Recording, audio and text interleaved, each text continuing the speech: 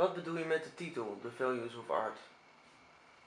Ik bedoel met de titel dat ik op zoek ben naar wat de waarde van kunst is. Het is een vraag die eigenlijk elke kunstenaar wel eens stelt, of eigenlijk wel gesteld krijgt van vrienden of van kennissen. Ja, wat is kunst of wat is nou het nut van kunst? En ik probeer dat te bevragen door iconische schilderijen iconische werken na te schilderen. Wat gaat er door je heen als je aan het schilderen bent? Dat is een belangrijke vraag. Er gaat heel veel door me heen, denk ik. Tijdens het schilderen luister ik naar interviews en naar talkshows of naar documentaires van degene die ik schilder. En voornamelijk ook van het werk dat ik naschilder. En ik krijg daar een soort van eenwordingsgevoel bij, waarin ik het gevoel heb dat ik en de kunstenaar een soort van op hetzelfde level zitten. Ik begin de kunstenaar te begrijpen, ik begin het werk te begrijpen. En ook qua emoties speelt het ook een grote rol op me. En dat is dat, ondanks dat ik een kunstenaar in eerste instantie niet helemaal begrijp of niet mag of enzovoort.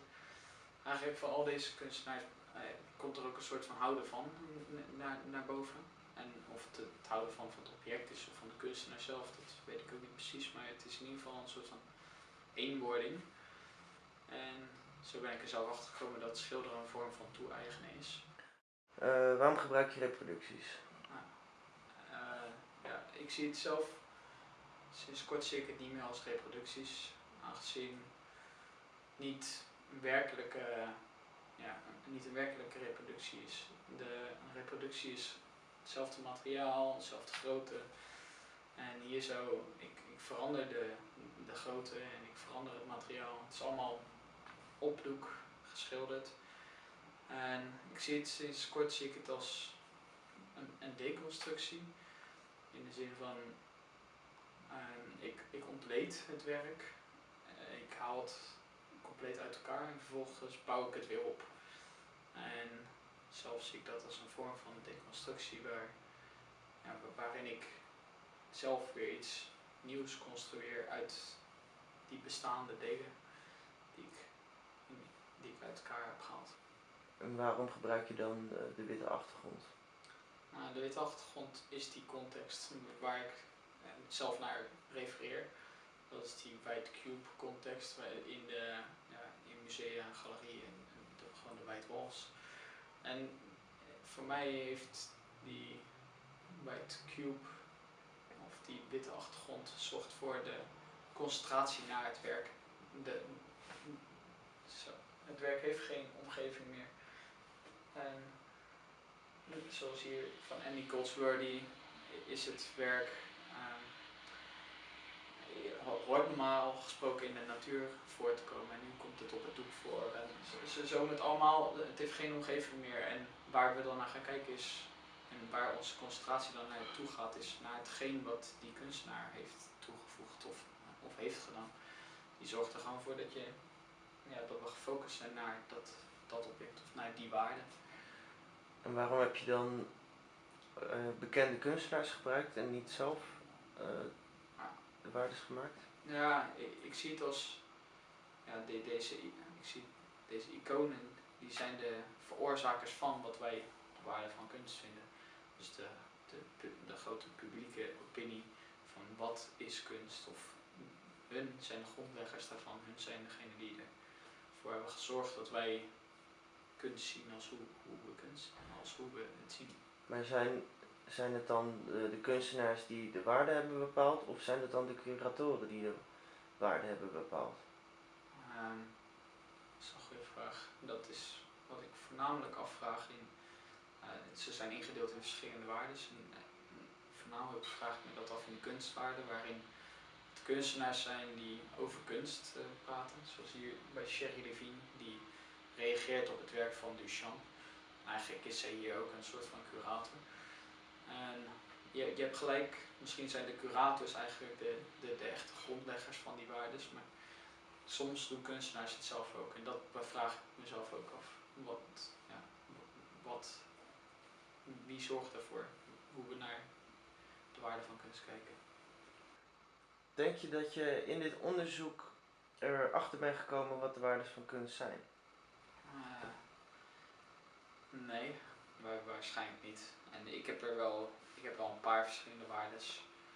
Kan je een voorbeeld noemen? Ja, ik heb de authentieke waarde, de esthetische waarde, commerciële waarde, contextuele waarde, de kunstwaarde, de morele waarde en de functionele waarde. Dit zijn waarden die ik heb bevraagd, maar dit zijn ook niet per se ultieme waarden of iets dergelijks. Er zijn zoveel waarden die ik niet kan plaatsen. En er zijn ook heel veel waarden die ik wel kan plaatsen, maar die ik ook niet heb gebruikt. Emotionele waarden bijvoorbeeld. Maar deze waarden kwamen voor mij het meest naar voren om die hoofdvraag, wat de waarde van kunst is, goed te proberen te bevragen. En ik heb eigenlijk alleen maar meer vragen laten opkomen in plaats van antwoorden. En tot nu toe het enige wat ik kan zeggen wat een definitie van kunst kan zijn, is dat kunst niet constant is, dus altijd veranderend. En het zijn allemaal objecten, kunstobjecten of performances? Ja, het zijn waarom zijn het niet schilderijen? het zijn allemaal verschillende soorten, zoals je zegt, soms een tekst, soms een performance en soms een foto. En dat verschil, dat was wel spannend altijd. Maar het schilderen, dat is puur omdat het vanuit mijn oorsprong, ten eerste komt op mijn oorsprong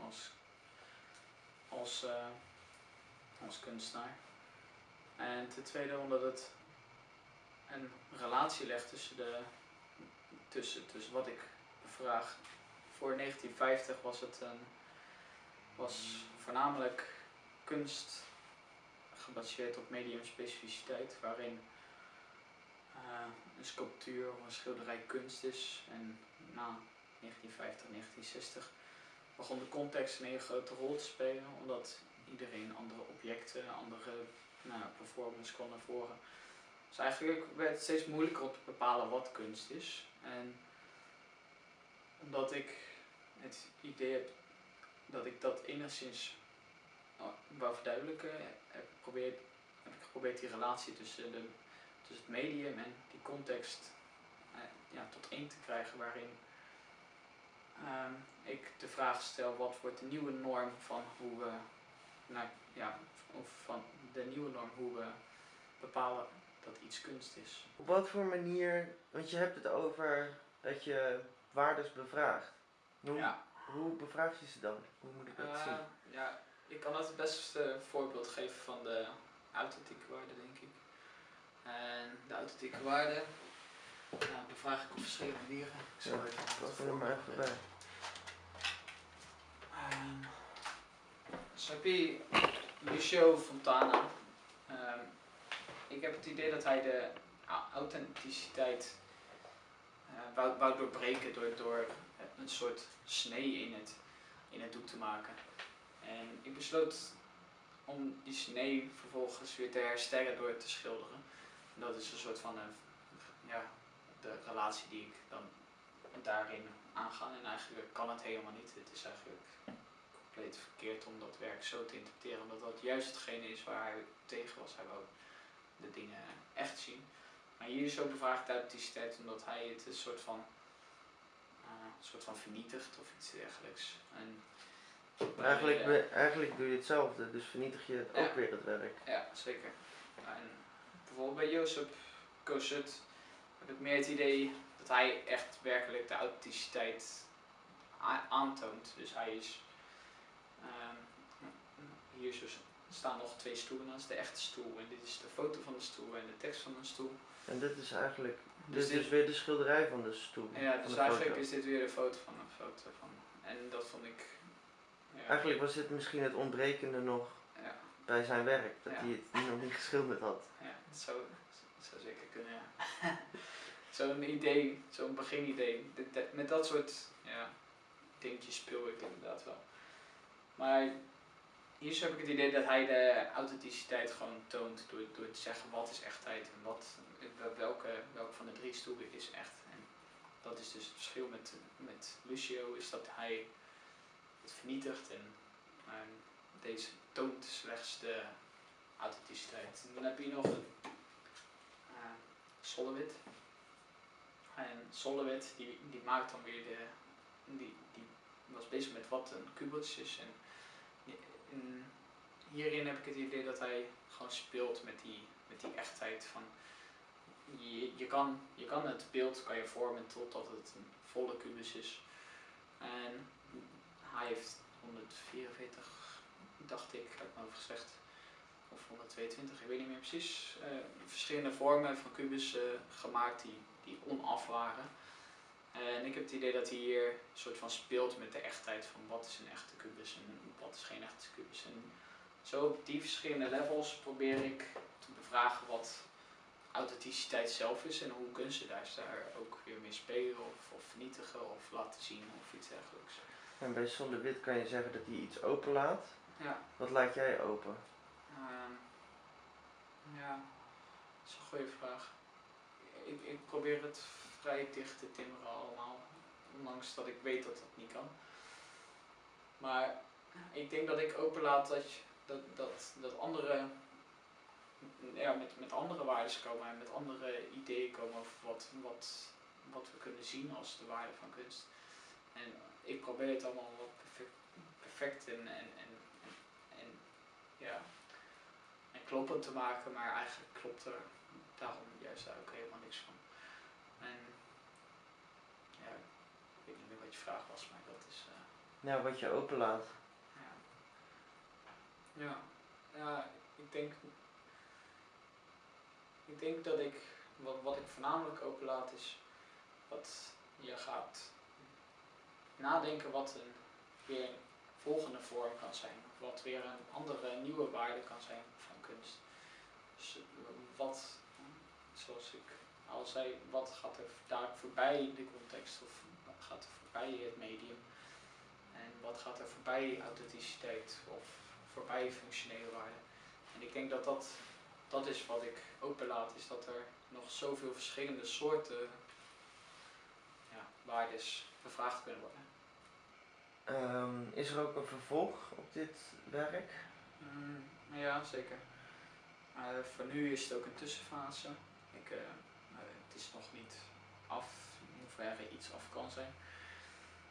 Maar ik ben bezig met een roman.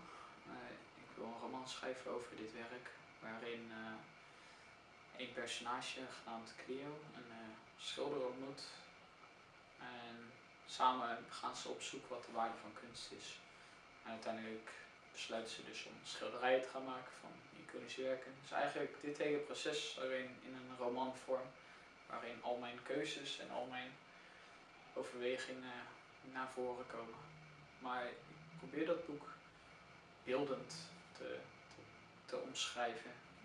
Omdat ik denk dat dat het sterkste vorm is. Vooral omdat het werk zelf ook zo beeldend is.